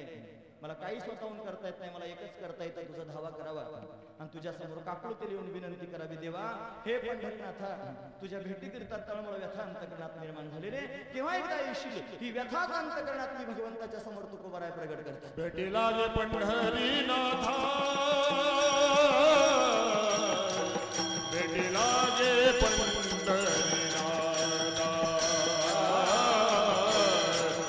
भेटीला गे पंढरीनाथा, भेटीला गे पंढरीनाथ, भेटी लागे पंढरीनाथ. पंढरीनाथा जीवा लागली तळमळ व्यथा. भगवंताच्या भेटीकरिता जीवाला तळमळ लागलेली आहे. माझ्या जीवामध्ये व्यथा आहे, दुःख आहे माझं, तुम्हाला भेटत नाही म्हणून. तुम्ही ऐकतात ना सर्वजण? लक्षपूर्वक ऐका. हे शब्द दोनही महत्वाचे आहेत, एक तळमळ आणि दुसरी व्यथा. जर खरंच ऐकत असाल तर मला प्रश्न तुम्हाला विचारायचा आहे, तुम्हाला देव हवाय की नको? हवाय ना? मग जर देव हवाय तर आपल्या मनाला विचारा, आपल्याला तळमळ वाटते का देव भेटण्याची? नाही. आपल्या अंतःकरणामध्ये व्यथा वाटते का, दुःख वाटतंय का, अजून का भेटत नाही याचं? जर वाटत नसेल तर भेटणारच नाही. ऐकतात तुम्ही सगळेजण? हे महत्वाचं आहे. देवाच्या भेटीची कारण आहेत. काय का भेटेल देव? तळमळ निर्माण झाली तर भेटेल. केव्हा भेटेल देव? दुःख अंतःकरणामध्ये असावं. देवाच्या भेटीची तळमळ व्यथा अंतःकरणात असं भेटेल ना? तो भेटण्याकरिताच उभा आहे, नव्हे वाट पाहतोय. वाट पाहे उभा भेटीची आहे, तो वाटच पाहतोय भक्तांची, भेटत असतो. हा महत्वाचा विचार आहे. पण केव्हा भेटत असतो? जेव्हा तळमळ निर्माण होते तेव्हा. जेव्हा हे कैमी उद्धार पावेन, काय हे कृपा करील नारायण. ऐसे सांगा तुम्ही संत जन, करा समाधान चित्त माझे. काही खंड येईल कर्म, पारुषतील धर्माधर्म, कासायाने कळलं ते वर्म. म्हणून भगवान भेटेल. काही हे बिरडे भेटेल, काही तो स्वामी भेटेल, केव्हा भगवान भेटेल मला? अशी तळमळ पोटात निर्माण व्हावी. तळमळ शिवाय भेटत नसतो. तुकोबरायांच्या जीवनामध्ये तळमळ निर्माण झाली आणि कळालं की भगवान त्या ठिकाणी भेटत असतो आणि मला पण त्या ठिकाणी भेटणार आहे. तळमळ पोटात आहे माझं. माणूस तळमळ का करत नाही त्याचं कारण सांग. बारकाने विचार केलेलं कारण. माणूस भगवंताच्या भेटीकरिता त्याने दुःखी का होत नाही त्याचं कारण सांगू तुम्हाला. त्याचं कारण एवढंच आहे की माणसाला अजून अनेक ठिकाणी आधार सापडतोय, जगण्याचा आधार. ज्या दिवशी जीवाला जगण्याचा आधारच सापडणार नाही, ज्या दिवशी त्याला सगळ्या संसाराचं स्वरूप कळेल, हा सगळा संसार मला आधार देऊ शकत नाही, यातलं कोणीच मला त्याने सावरू शकत नाही, मला सावरेल तो एकच परमात्मा, त्याच्याशिवाय मला दुसरं कोणी सावरू शकत नाही, त्याच्याशिवाय गत्यंतर नाही, असं जेव्हा होईल आणि तेव्हा भगवान भेटेल. हा महत्वाचा विचार. आपल्याला अजून काहीतरी आहे आधार, आपल्याला वाटतं अजून आहे, माझ्याकडे धन आहे, अजून माझे वडील आहेत, माझ्या डोक्यावर छत्र आहे, माझी मुलं चांगली आहेत, मला सगळा समाज मानतोय, मी त्या ठिकाणी प्रतिष्ठित आहे, मला संपदा वैभव सगळं मिळालेलं आहे. जोपर्यंत आधार तुम्हाला वाटतोय लोकांचा, धनाचा, तोपर्यंत देव तुम्हाला भेटणार नाही. ज्या दिवशी तुम्हाला असं वाटेल की मला जगात दुसरं कोणी नाही, मला एकच माझा भगवान आहे, त्याच्याशिवाय जगात मला दुसरं काही नाही आणि कोणीच नाही, त्या दिवशी भगवान भेटायला येईल. हा महत्वाचा आहे. त्या दिवशी आपण तळमळू आणि ती तळमळच आपल्याला परमात्म्यापर्यंत घेऊन जाईल. आपण तळमळलो की परमात्मा तळमळेल, आपण कळवळलो की परमात्मा कळवळेल, आपण त्या व्याकुळ झालो की परमात्मा व्याकुळ होईल. हा त्यातला भाव आहे. म्हणून आपण परमात्म्याच्या भेटीकरिता व्याकुळ व्हा. मला माहिती आहे सहजासहज कोणी इथपर्यंत जात नाही. लोक परमार्थाचा त्या ठिकाणी दृष्टिकोन वेगळाच असतो.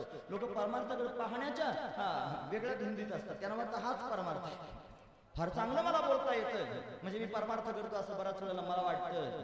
हा मृदंग मलाही वाजवता येतो, फार चांगला वाजवतोय, मला वाटतं मी मृदंग वाजवतोय म्हणजे मी परमार्थ करतोय. मला मुडकं तुडकं गाता येतं, मी गातोय म्हणजे मला असं वाटतं मी परमार्थ करतोय.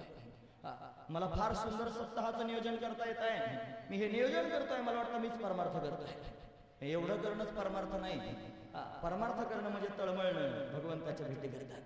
परमार्थ करणं म्हणजे व्यतीत होणं भगवंताच्या भेटीकरिता. जो तळमळतो आहे, जो ज्याच्या अंतर्गत व्यथा निर्माण झाली आहे, तो खरं परमार्थिक आहे, तो भगवंताकरिता जीवन जगतो.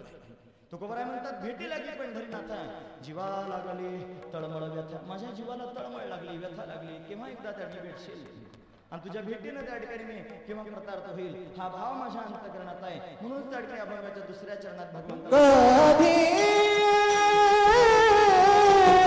कृपा करीसी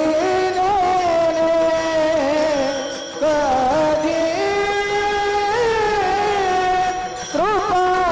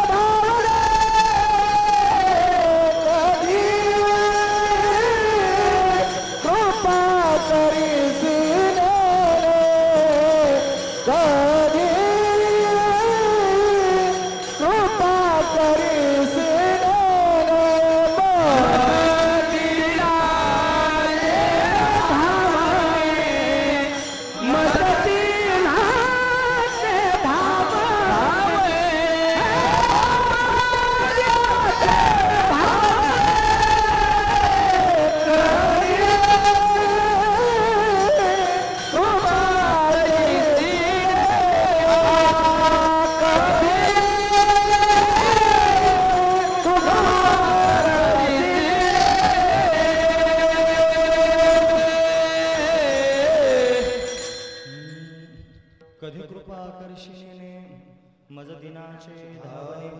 केव्हा कृपा करशील देवा मला कळत नाही. मी दीन होऊन तुला त्या ठिकाणी बोलावतोय, तुझा धावा करतोय. दीन होऊन भगवंताला बोलवावं आणि भगवंताचा धावा करावा. आपण तरी दीन होत नाही, आपण व्याकुळ होत नाही म्हणून भगवान भेटत नाही महाराज. भगवान कोणालाही भेटत नसतो. भगवान भेटतो परमार्थ केल्यानेच. भगवान भेटतो भक्ती केल्यानेच. भक्तीशिवाय परमात्मा भेटत नाही. पण तो जर भेटायचा असेल तर त्या भक्तीमध्ये दीनत्व आलं पाहिजे. हा महत्वाचा विचार. ती व्याकुळता निर्माण झाली पाहिजे. दीनत्व. भगवती राधा राणी भगवान श्यामसुंदराची भक्ती करते. तिच्यामध्ये दीनत्व तुम्हाला सांगतो आहे का? ती शांतपणे बसलेली आहे आणि सतत भगवंताकरिता रडते. भगवंताच्या समोर व्याकुळ होते. देवा तू माझ्याकरता एवढं सगळं करतोयस पण मी तुझ्याकरता काहीच करू शकत नाही. तुम्ही ऐकता सर्वजण. हा महत्वाचा विचार. हे दीनत्व आहे. मी तुझ्याकरता काही करू शकत नाही. तू माझ्याकरता एवढं सगळं करतो. तू मला चालवतोयस, तुम्हाला बोलवतोयस, तुम्हाला त्या ठिकाणी पाहण्याची शक्ती देतोयस, तुम्हाला ऐकण्याची शक्ती देखवी ऐकवी हे नारायण तू सगळं काही माझ्याकरता करतोयस पण मी तुझ्याकरता काहीच करत नाही. तुम्ही ऐकतात ना सगळेजण. या बोलण्यातला भाव ऐका. तिनं भगवंताला सगळं काय दिलंय. काय द्यायचं ठेवलंय ते सांगा. तिनं सगळं दिलंय, स्वतःचं जीवन दिलंय. तिचं वर्णन करताना असं वर्णन केलं महाराज. हे राधा ऐसे भाई श्याम की दीवानी, राधा ऐसे भाई श्याम की दीवानी, के ब्रज की कहानी हो गई. एक भोली भाली गाव की गवारण, एक भोली भाली गाव की गवारण, तो पंडितों की वाणी हो गई. काय दिलंय तिनं. पूरा जीवन लुटा की वो भिकारण, धनको की राजधानी हो गई. थोड़ा सा माखन खिला के वो ग्वालन, अन्नपूर्णा सी दानी हो गए. बिना परिणय के वो प्रेम की पुजारण, तो कान्हा की पटराणी हो गई. तिचं जीवन आहे महाराज. हे भगवती राधा राणीचं जीवन सांगत. तिनं सर्वस्व भगवंताला पुरा जीवन लुटा के वो भिकारण तिच्याकरिता बोलते. तिनं सगळं जीवन ताडीत देऊन टाकलं भगवंताला. तरी म्हणते मी काहीच दिलं नाही, मी तुला काय देऊ शकत नाही.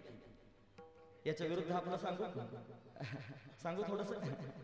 आपण आपलं थोडस देवाला देतो आणि ते त्या ठिकाणी डांगोरा पेटून लोकांना सांगतो मी दिलंय, मी दिलंय, मी देवाला दिलंय. अरे तुम्ही काय देता? तुमच्याकडे आहे काय देण्याकरिता? जे आपलं असेल ते द्यावं. त्याच काय त्याला देता? कासयाने पूजा करू केशी राजाशी, संदेह हा माझा भेड्याला. अरे उदकीन हा तरी स्वरूप दे तुझे. पाणी घालण्याचा विचार केला तुझं स्वरूपच आहे. सगळं जगच तुझं स्वरूप आहे. मी तुला काय देणार आहे? तूच मला सगळं काय देतोयस. माणूस वेगळाच मस्तीत आहे. त्याला वाटतं मी देवाला एवढं देतोय, मी देवाकरता एवढं करतोय. काय करत नाहीत आपण परमात्मा करता. तोच आपल्याकरता सगळं काय करतोय. ज्या दिवशी हे कळेल की तोच आपल्याकरता सगळं काय करतोय आणि आपण त्याच्याकरता काहीच करत नाही, त्या दिवशी तुम्ही दीन व्हाल. हे दीनत्व आहे. आणि असं दीनत्व जीवनामध्ये जेव्हा येईल तेव्हा भगवान तुमच्या समोर प्रगट होईल. भगवान तुम्हाला भेटण्याकरिता येईल. म्हणून तुकोबाराय म्हणतात मज दिनाचे धावणे. मी दीन आहे. तुकोबाराय त्यांनी स्वतःला दीन म्हणतात. कोणी मनुष्य स्वतःला दीन म्हणायला तयार नाही. कोणी मनुष्य स्वतःला दुर्बल म्हणायला तयार नाही. प्रत्येकाला वाटतं मी सबल आहे, मी त्या ठिकाणी मस्त आहे, मला काही कमी नाही, मी सगळ्या गोष्टीने संपन्न आहे. पण आपण दीन आहोत. ही गोष्ट तुकोबाराने जगाच्या समोर दाखवली. क्रिया करणे दावी ती अंगी. म्हणून दीनत्व त्याने धारण करावं आणि मग त्या ठिकाणी परमात्मा भेटण्याकरिता येत असतो. पण एवढं त्या ठिकाणी धारण करून सुद्धा तू माझ्या समोर प्रगट होत नाहीस. यातली बरीचशी मंडळी त्या ठिकाणी खारघरला कीर्तन होती. मला सगळे तेच चेहरे दिसत आहेत. त्यांना तिथे त्या ठिकाणी तो अभंग चिंतनाकरिता घेतला होता. तुकोबारायांनी भगवंताच्या समोर त्या ठिकाणी बोलणं केलं. हे जाळोनी संसार बैसलो अंगणी, जाळोनी संसार बैसलो अंगणी, जाळोनी संसार बैसलो अंगणी, जाळोनी संसार बैसलो अंगणी. तुझे नाही म्हणे तुझे नाही म्हणे मागती, तुझे नाही म्हणे मागते. संसार जाळलाय देवा करता आणि अजून भगवान येत नाही. वाट पाहतायत तुकोबाराय. अजूनही येत नाही. केव्हा येशील? तू येशील म्हणून डोळ्यात प्राण आणून वाट पाहतोय. अजून एक प्रमाण सांगतो तुकोबारायांचं. हे वाटोली पाहता शिनले माझे, वाटोली पाहता शिनले माझे, वाटोली पाहता शिनले माझे मन. दहावीचे पाऊले कैवडोळा, दहावीचे पाऊले कैवडोळा. वाटोली पाहता शिनले डोळुले, दाविसी पाऊले कैवडोळा.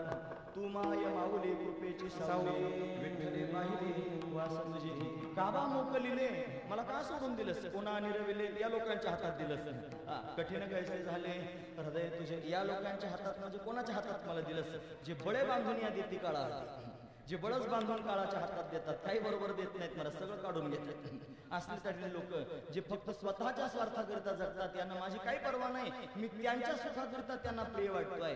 तुम्हाला वाटत असेल आपल्या घरातले लोक आपल्यावर फार प्रेम करतात, गोष्ट मला मान्य आहे, प्रेम करत नाहीत असं नाही, मी भांडण लावायला आलो नाही बरं तुमच्यात, वस्तुस्थिती सांगतोय. फार प्रेम करतात लोक एकमेकावर, पण समोरच्याच्या सुखाकरिता नाही, आपल्या स्वतःच्या सुखाकरिता. माझ्या सुखाकरिता मी पत्नीवर प्रेम करतोय, असं स्वतःच्या सुखाकरिता पत्नी पतीवर प्रेम करते आहे, हा महत्वाचा विचार आहे. इथे समोरच्या सुखाचं काय घेणं देणं नाही, लोक प्रेम करतात पण आपल्या सुखाकरिता करतात. जेव्हा त्या लोकांची त्या ठिकाणी वस्तुस्थिती आपल्या समोर येईल तेव्हा माणूस त्या ठिकाणी काकुळ केले येईल. आज साधू संत सांगतात, आज त्यांना कळत नाही पण कळेल तुकोबाराय म्हणतात, तेव्हा कळो येईल काळी प्राण प्रयाणाचे वेळी. आणि पुढचा मुद्दा आहे राहती निराळी, मनाना सगळेजण रांडा पोरे तुकोबारायांचे शब्द आहेत, माझ्या मनाचे नाही बरं, तुकोबाराय म्हणतात अरे सगळे बाजूला राहतील, त्यावेळी तुला कळेल यांच्या हातात दिलंय, यांच्या हातात काबा मोकलिले, कोणा निरविले, कामाला टाकून दिलंस, या लोकांच्या हातात दिलंस, कठीण कैसे झाले हृदय तुझे, तुझं हृदय कसं कठीण झालं रे देवा. हे त्या ठिकाणी माझ्यावर प्रेम करत नाहीत, माझ्या धनावर प्रेम करतात. जोवरी चलन गा तोवरी माझा मानिती लहान थोर देह सुखाची काजा, इंद्रिय मावळली आला राजा, कैसा विपरीत झाला तुझा, कशी अवस्था त्याने होते, नाकमुख गळू लागले, लाळ आणि शिंपूड आणि श्वाना परिगती झाली, सर्व करीती हाड हाड. मराठी शब्द आहे ना मराठी हाड, ऐकतात ना तुम्ही सर्वजण. असे लोक आहेत, यांच्या हातात दिलंच देवा, कोणा निरविले, कठीण कैसे झाले हृदय तुझे. आणि मग पुढचा मुद्दा सांगतात, तू का म्हणे माझ्या आसावल्या बाया, तुझा क्षेम द्यावया पांडुरंगाने, माझ्या हात आसावले रे, कशाकरिता, तुला भेटण्याकरिता, तुला आलिंगन देण्याकरिता, कडकडून त्या ठिकाणी तुला भेटायचंय आणि तुझ्यामध्ये स्वतःला विलीन करून टाकायचं, याच्याकरिता मी व्याकुळ झालोय, याच्याकरिता मी त्यांनी वाट पाहतोय. भक्तीनच परमात्मा भेटेल, पण ती भक्ती व्याकुळ झाली पाहिजे, ती भक्ती शिंगली पाहिजे. भागवतातला एक प्रसंग सांगतो, लक्षपूर्वक ऐका. असा आहे, भगवान श्यामसुंदर त्या ठिकाणी महाराज भगवती यशोदेच्या घरी प्रगट झाले. भागवतामधल्या कथा ऐकत असताना फक्त कथा म्हणून ऐकू नये, त्यातला भाव ऐकत जावा. आता आपण जानेवारी महिन्यात भागवत कथा ऐकणार आहोत, सांगपाड्याला 8 जानेवारी पासून त्या ठिकाणी कथा सुरू होणार आहे. संयोजक तुम्हाला सांगतील कदाचित पुढे सूचना, लक्षपूर्वक ऐका. त्याच्यामध्ये यशोदा राणी भगवान श्यामसुंदराला त्या ठिकाणी महाराज लहानचं मोठं करते आहे, सांभाळते आहे, भगवान त्या ठिकाणी गोकुळामध्ये नांदतोय. तोच परमात्मा फार खोड्या करतोय, त्याला समजावून सांगितलं, कृष्णा तुला मी हे ताकीद करीते, घरी कोणाच्या जाऊ नको रे, कृष्णा तुला मी ताकीद करीते, हो घरी कोणाच्या जाऊ नको, तरी पण भगवान जातोय. घरातच त्या ठिकाणी मडके फोडून टाकल्या देवानं. यशोदा राणीने विचार केला पकडायचा. यशोदा कोण आहे, भक्ती, यशोदा ही भक्ती, आणि ती त्याच्या मागे पळते. कन्हैया पुढे पळतोय, कन्हैया थांब, तुला पकडते, तुला बांधूनच टाकते म्हणे. आज रुबाबात चालली होती माणूस, तुम्ही ऐकता सर्वजण, रुबाबात धावते, तुला पकडणारच. भगवान असा रुबाबात नाही सापडत, भगवान भक्तीनंच सापडतात, पण रुबाबाच्या भक्तीनं सापडत नाही. ती फिरू लागली, घामाघूम झाली, कासावीस झाली, म्हातारपणाला मुलगा झाला होता, मग दमली महाराज, तिला श्वास लागू लागला, धाप लागली, दम लागू लागला. आणि मग त्या ठिकाणी महाराज व्याकुळ झाली आणि थांबली. थांबून 2 गुडघे जमिनीवर टेकवले आणि व्याकुळ होऊन म्हणू लागले, कन्हैया अरे थांब ना बाबा, मला तुला पकडायचं, अरे थांब ना. व्याकुळ झाली, आधी म्हणत होती थांब, आता म्हणते थांब ना, थांब थांब ना. ऐकतात ना तुम्ही सगळेजण, 2 भाव आहेत महाराज, आधी रुबाबात म्हणते आणि आता त्या ठिकाणी व्याकुळ झाली, शिनली. यशोदा राणी शिनली आणि ती शिनून त्या ठिकाणी म्हणते, अरे कन्हैया थांब ना बाबा. आणि मग कन्हैया थांबला. आधी पण त्या ठिकाणी हाक मारत होती, थांब म्हणत होती, तेव्हा नाही थांबला. आणि आता हाक मारू लागली, थांबला.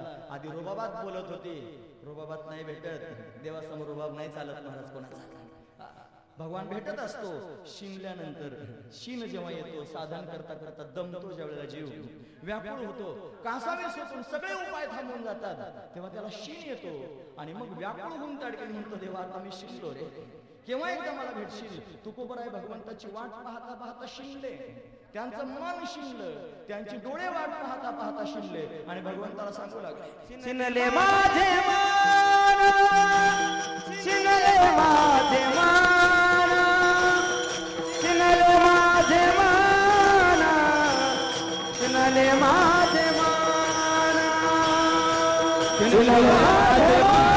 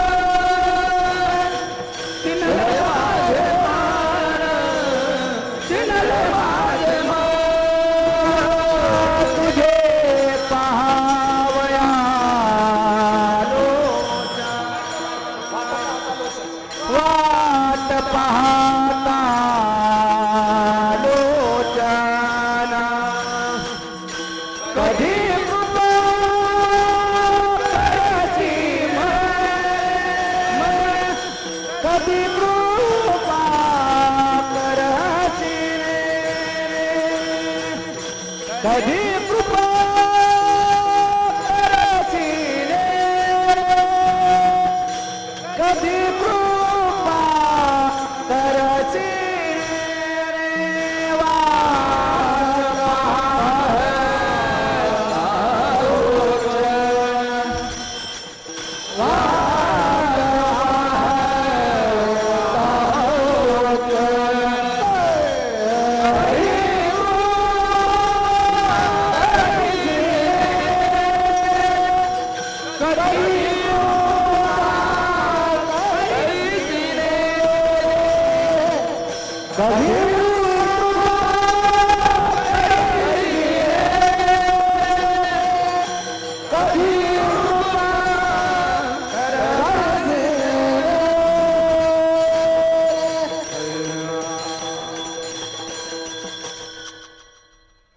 शिनले माझे मन वाट पाहता लोचन. हे शिनले दोन्ही ठिकाणी लावायचं. माझे मन शिनले आणि डोळे पाहता पाहता लोचनही शिनले. हा शिनले शब्द दोन्ही ठिकाणी लावायचा. मनालाही शिन यावा आणि डोळ्यांनाही शिन यावा. ही परमात्म्याच्या भेटीची त्या ठिकाणी पूर्वपेठिका वर्णन करून सांगतोय. केव्हा भगवान भेटत असतो, मनाला शिन येतो, अजून कसा भेटत नाही. कधी कधी तर त्या ठिकाणी महाराज साधू संत म्हणतात, अरे असं वाटतंय तू माझं ऐकतोस की नाही, मी तुझ्या समोर त्यांनी आकांत करतोय, टाहो फोडतोय.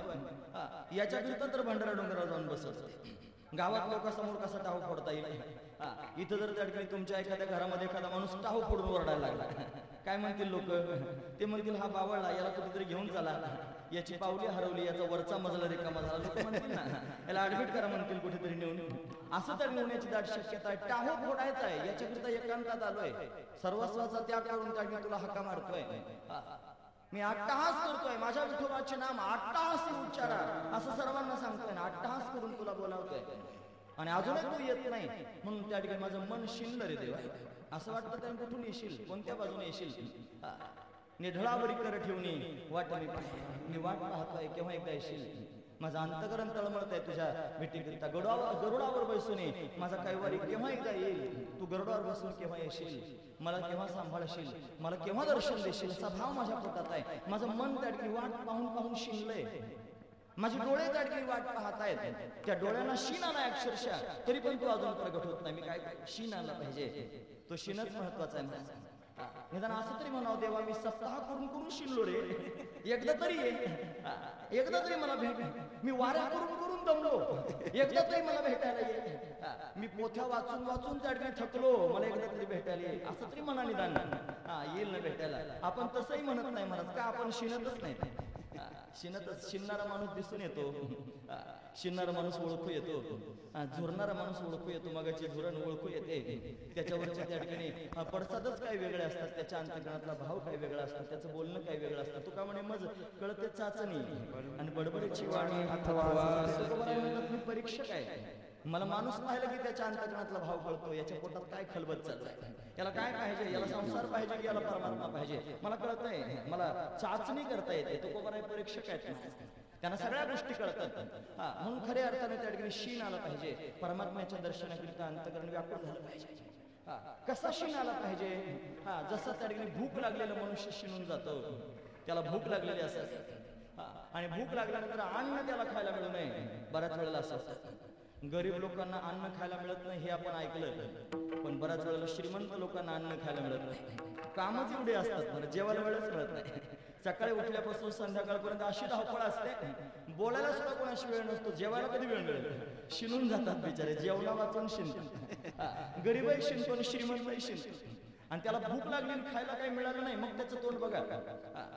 नगरून प्रवास करून त्या ठिकाणी प्रवास करत करत इथे यावं आणि जेवायला कुठे मिळूच नाही, डायरेक्ट कीर्तन करायला उभं राहावं. कीर्तन करायचं तोंड बघा कसं होईल ते, शिनून जाईल महाराज. त्याला भूक लागलेली असेल त्या ठिकाणी शीन येणं, भूक लागल्यानंतर त्याने मनुष्य शिनून जातो, तहानलेला मनुष्य शिनून जातो. केव्हा पाणी भेटेल असं त्याला वाटतं महाराज. व्याकुळ होऊन जातो पाण्याकरिता, प्राण जातोय, पाणी पाणी करतो, अन्न अन्न करतो. भूक लागली पाहिजे, केव्हा भगवान भेटेल? भूक लागल्याशिवाय भेटत नाही. म्हणून तुमच्या मनाला सांगा, त्याला उपदेश करा की मना, अरे भगवंताच्या दर्शनाची भूक तुला लागू दे. भूक लागलेला मनुष्य जशी अन्नाची वाट पाहतो, तहानलेला मनुष्य जशी पाण्याची वाट पाहतो, त्याला गरज आहे अन्नाची, त्याला गरज आहे पाण्याची, तशी परमात्म्याची तुला गरज वाटू दे आणि गरजेला परमात्म्याला त्यांनी भेटण्याचा प्रयत्न कर. भूक लागू दे भगवंताच्या दर्शनाची. तुका म्हणे मज लागलीच भूक आणि धावोनी श्रीमुख दावे देवा, मला भूक लागली रे देवा. तू मला केव्हा एकदा त्या ठिकाणी दर्शन देशील असं मला त्या ठिकाणी झालंय. भूक लागली की देवाला भूक लागते, भक्ताला भूक लागली की देवाला भूक लागते. भक्ताला भगवंताला पाहण्याची इच्छा निर्माण झाली की भगवंताला भक्ताला पाहण्याची इच्छा निर्माण होते. हा त्यातला भाव आहे. मग कोणासमोरही व्याकुळ होतो, कोणासमोरही काकुळतीला येतो आणि तो म्हणतो एकदा मला माझा भक्त पाहायचा. तुम्ही ऐकतात ना सर्वजण? एक प्रसंग सांगून मी आता थांबणार आहे. 10-20 झाले ना, आता 10-20 झाले म्हणजे 5-10 मिनिटात आपण आता थांबलं पाहिजे. 5-10 मिनिटात थांबूया. 8:30ला सुरू झालं ना कीर्तन, 10:30 वाजेपर्यंत परवानगी तशी मिळालेली आहे मला, म्हणून त्या ठिकाणी 10:30 वाजेपर्यंत मी बोलणार आहे. जास्त वेळ तुमच्या समोर घेणार नाही. भजन करा. विठोबा गठोबार कुमाई, गठोबार कुमाई, गठोबार कुमाई, गठोबार कुमाई, गठोबार कुमाई, गठोबार कुमाई,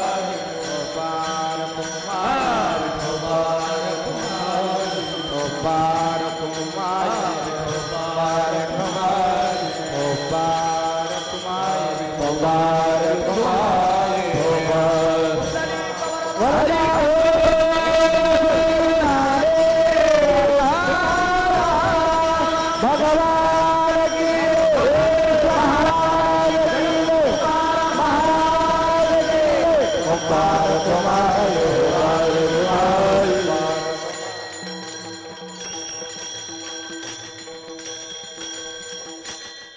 भूक लागल्यानंतर काय होतं ते सांगायचंय मला. बस भगवंताच्या दर्शनाची भूक.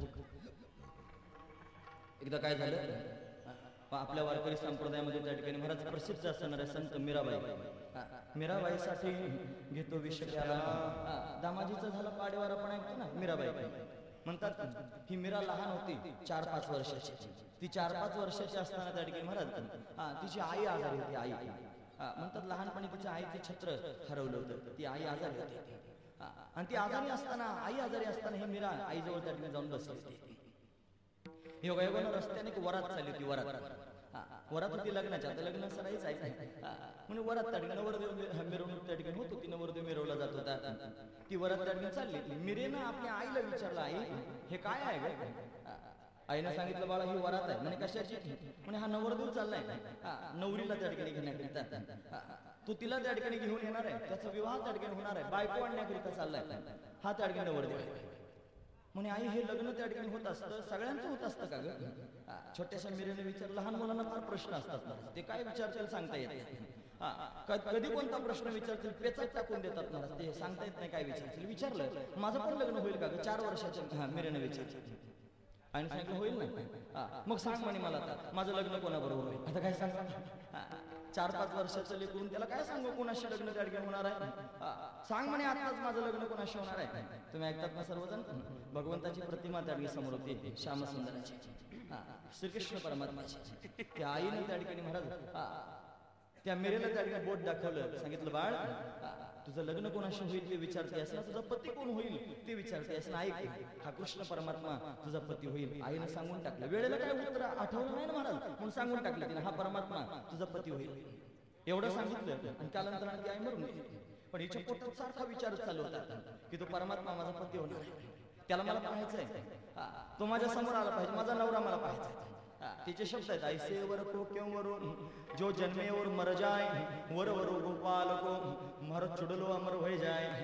महत्वाचा मुद्दा आहे, ऐसे वर को क्यों वरून, असा नवरा का करू जो जन्माला येऊन मरतो, मग असा पती करीन वर वरू गोपाल को मारो चुडलो अमर होय जाय. चुडलो म्हणजे त्यांनी सौभाग्याचं लक्षण, चुडा माझा चुडा अमर होऊन जाईल, असा वर मी वरीन श्याम सुंदर कृष्ण परमात्मा.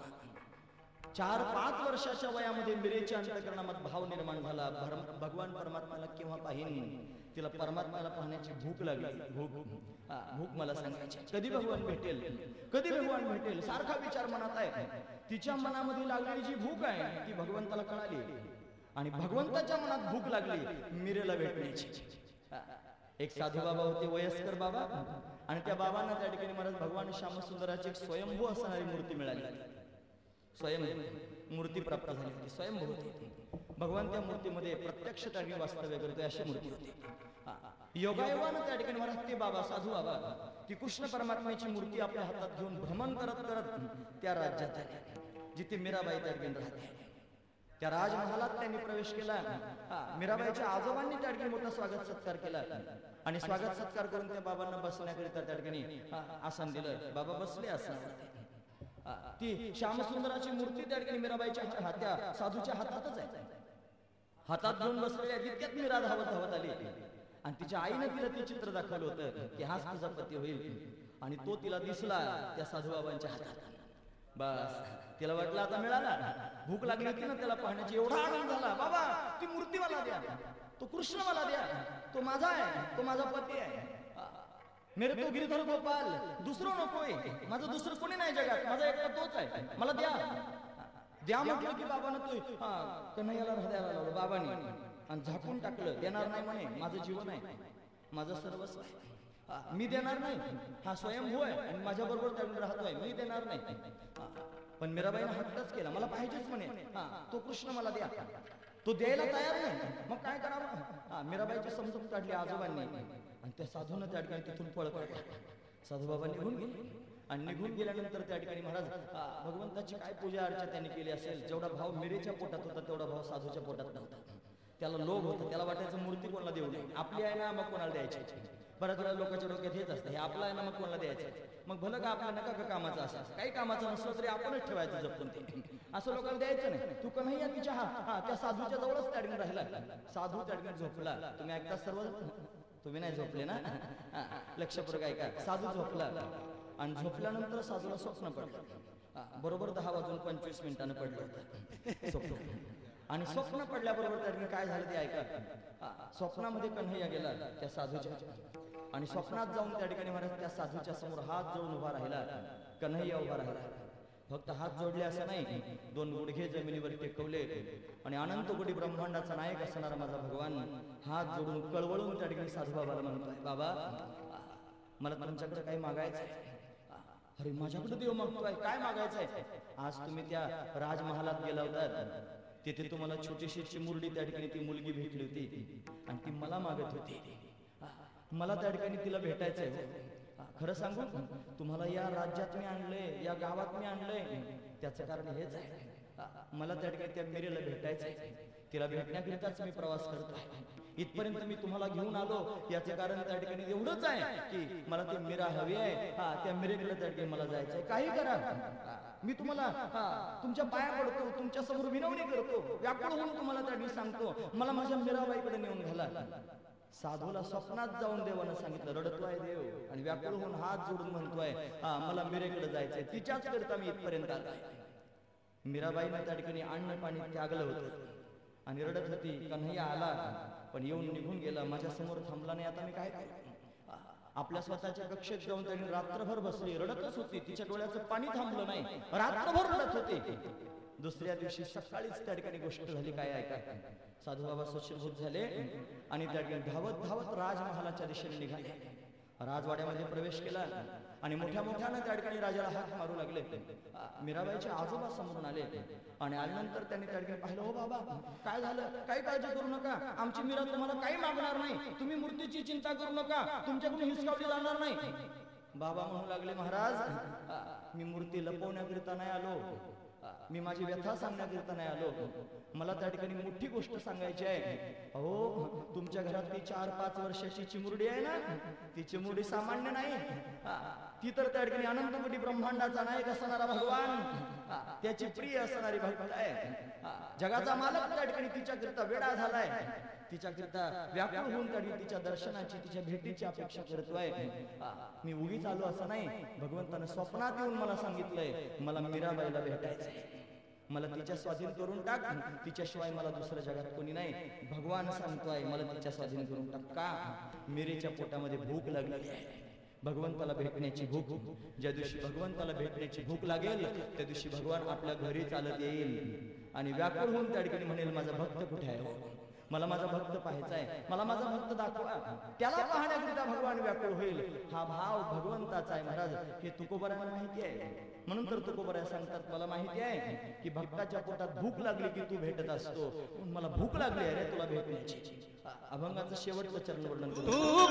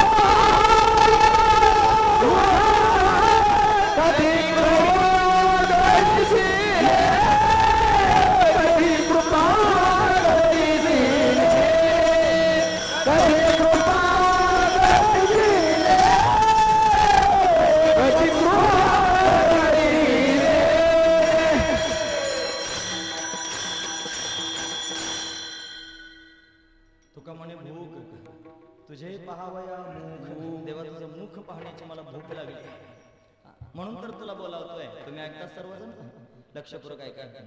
तुकोबरांना भगवंताला पाहण्याची भूक लागली म्हणून तर भगवान तुकोबरांना भेटण्याकरिता आला. हा महत्वाचा विचार. भेटण्याकरिता आला म्हणतात घोरड्या डोंगरावरती भगवंतांनी बालरूपात येऊन त्या ठिकाणी भगवान तुकोबरांना भेटला. बालवेश घेऊन श्री हरी भगवान भेटला. एवढंच नाही, त्याच्या पुढचा मुद्दा सांगतो ऐका. सत्ययुगामध्ये त्या ठिकाणी ध्रुव बाळाला नेण्याकरिता विमान आलं पण देव नाही आला.